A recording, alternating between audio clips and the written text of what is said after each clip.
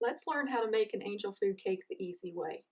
You could go to all the trouble of making this dessert and it can collapse at the last minute simply because you didn't work smarter, not harder.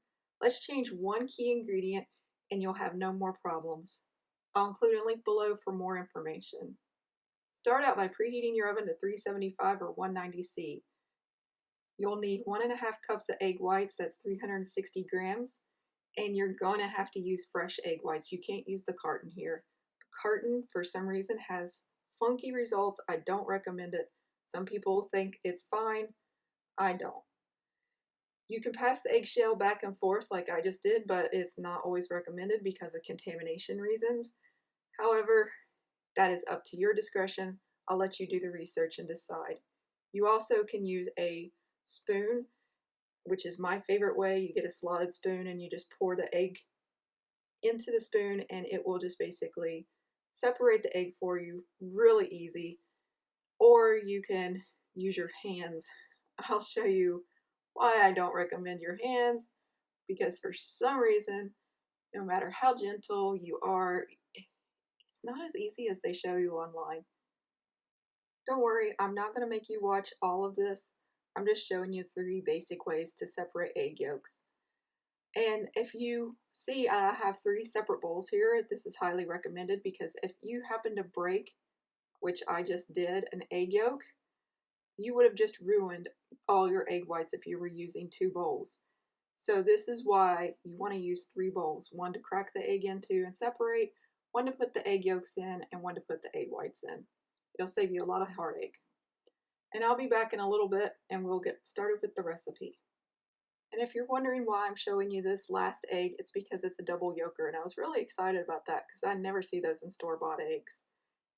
For this, you're going to need a sifter. You want 1 cup of sifted flour, which is you sift it and then you measure it, or you just weigh out 120 grams. To this, you're going to add in 3/4 cup of white sugar, and that's 150 grams. If you can find the fine white sugar, even better, but don't stress it if you can't. Regular table sugar will work, but the reason why we want to use the sifter is because see how there's some extra lumps?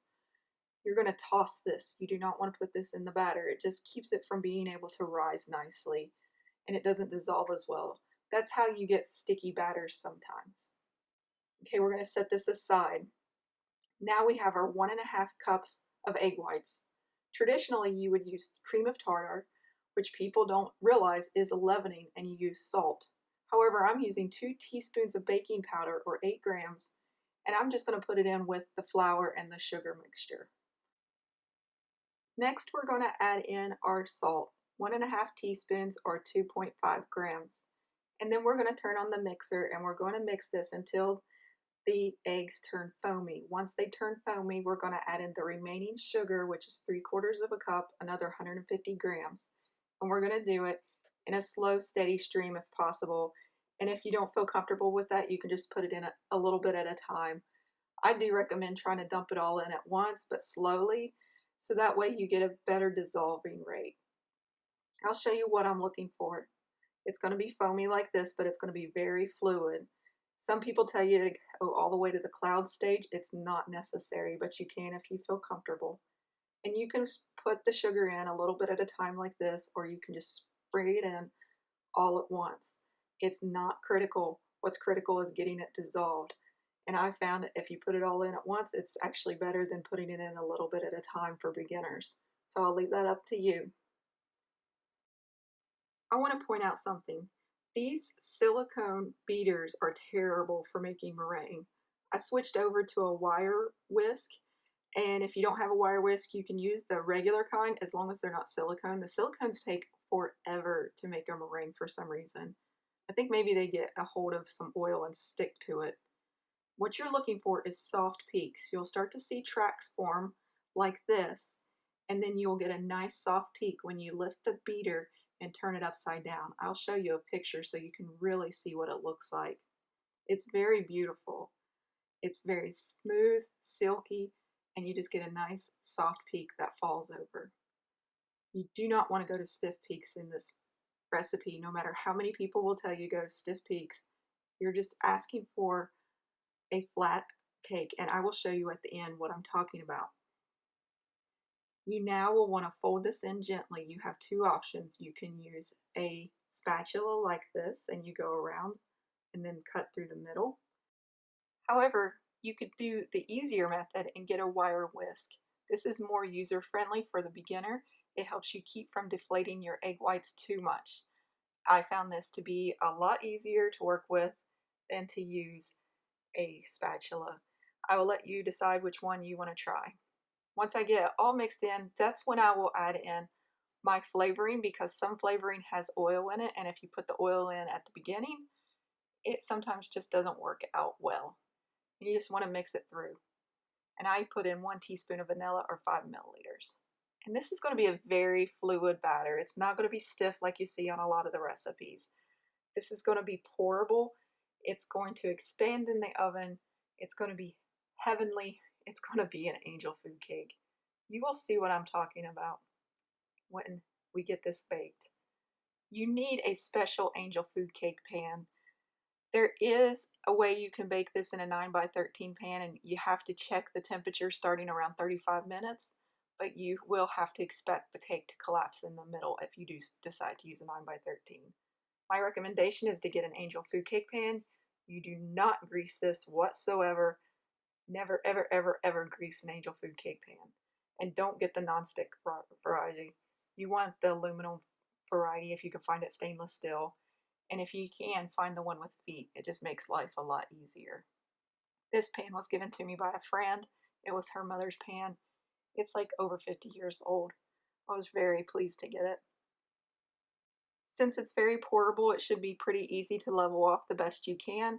If you get any on the sides, you can spend some time and wipe it off with a paper towel, or you can just leave it. I like to wipe it off so that you don't get any burnt little bits of food like fall into your cake as it's baking. That can happen if you leave batter on the sides.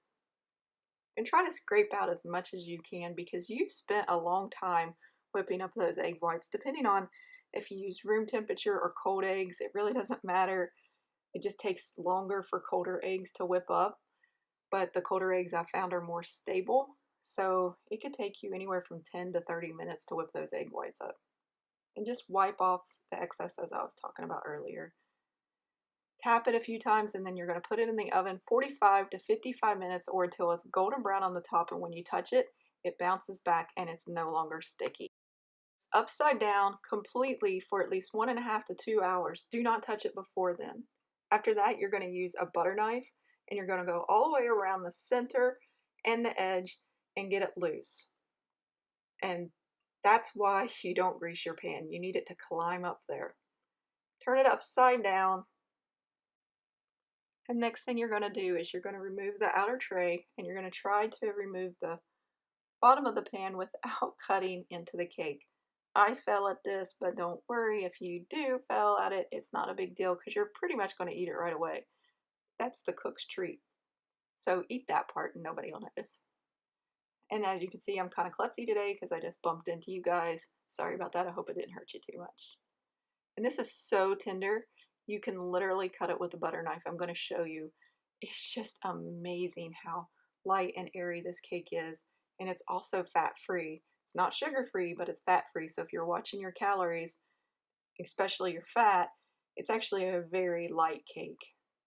Look at how beautiful this is. Sure, I got a couple pockets of air in it, but that's because I didn't tap it very well. It doesn't matter. It's still amazing. And look how easy it just tears off. It's wonderful. Here are some other methods. I made some other cakes just so you could see the difference. This one's 1.5 teaspoons of cream of tartar. It's also a very lovely cake. The one thing I noticed was the crumb on the outside was a little more tough.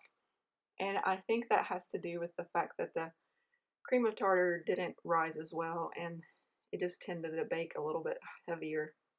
But it's still a lovely cake, and it tastes absolutely wonderful.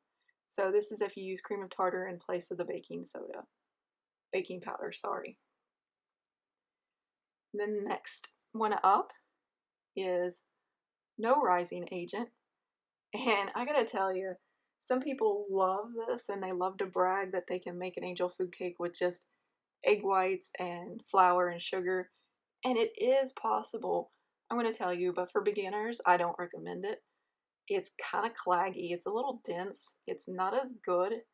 It's very passable as a cake, but it's just not as light and airy. So I'll let you decide which way you want to go. Again, this is just so many different methods. Raymond says hello. He says to visit jacksonsjob.com for more recipes. And Maggie wanted to say happy baking.